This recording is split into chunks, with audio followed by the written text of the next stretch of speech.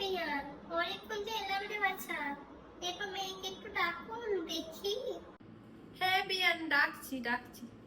এই বুড়ি, এই ঘরে একবার আয়। আসসালামু আলাইকুম। আসসালামু আলাইকুম। হ্যাঁ মা, বসো বসো বসো।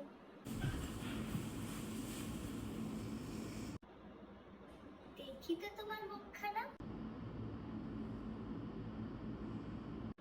বেশ সুন্দর মুখখানা। মা, তোমার চুলটা একবার দেখাও তো খুলে, কত বড় দেখি।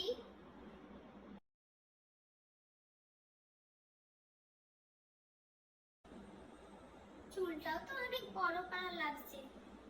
চুলটা সত্যি তো বাছা, না আবার এখন সবাই কি ফলস টলস কি চুল লাগাচ্ছে, সেই রকম নয় তো? একবার হেঁটে দেখাও তো বাছা।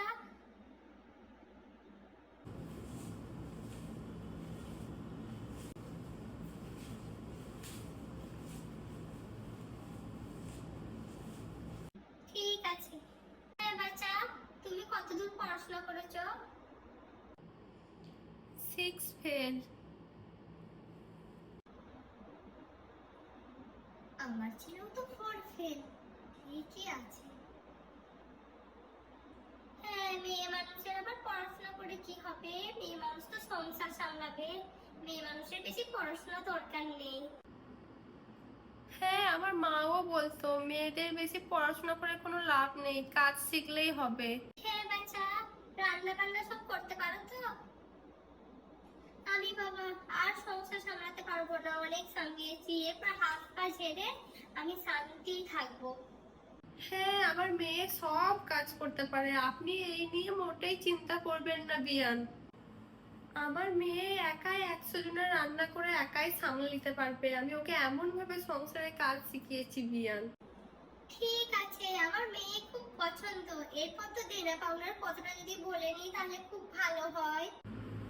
হ্যাঁ হ্যাঁ, বলুন বলুন, কি কি লাগবে, কি দিতে হবে? বিয়ান, আমার সেরকম কিছু লাগবে না। আপনার মেয়েকে দুটো হাতের বালা দিবেন, এক জোড়া কানের দুল দেবেন, আর একটা গলার চেন দেবেন, আর ছেলেকে একটা আংটি দেবেন, আর সাইকেল দেবেন, আর 50,000 টাকা বিয়ে ঘরের খরচার জন্য দিলেই হবে। আর কিছু লাগবে না বাচ্চা আমার। বিয়ান, আমরা খুব গরিব মানুষ, এত কিছু দিতে আমাদের খুব চাপ হয়ে যাবে। যদি একটু কম করতেন খুব ভালো হতো।